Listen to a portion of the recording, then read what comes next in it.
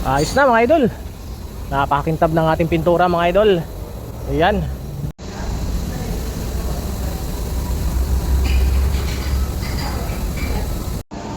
Ayun mga idol, kumusta kayo dyan? Shoutout sa ating mga followers din sa TikTok, sa Facebook, at sa YouTube, ano?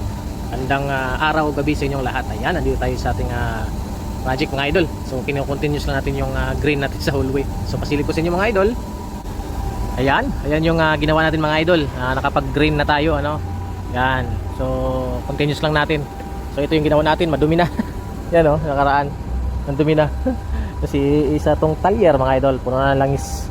Yun ang challenge namin sa dito mga idol, yung langis. Yan, so yun natin ginagawa hanggang doon. So hindi natin sinagad sa hanggang cone lang mga idol ang ating ginawa. So gamit natin itong epoxy. Ayan. Ayan. Marine epoxy enamel.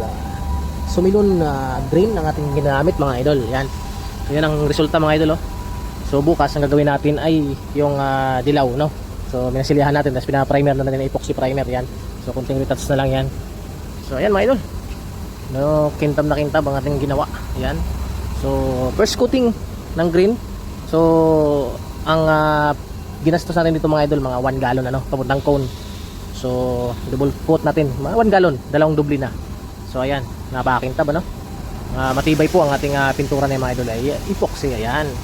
So yun lang mga idol, yung ating tsambang kalaman. So painting works tayo today. Ayan. So shout out sa ating mga followers dyan. Maraming salamat at follow naman mga idol para mas marami ka pang maibigay ko na tips sa mga tricks natin sa ating tsambang kalaman. So yan, magandang buhay mga idol.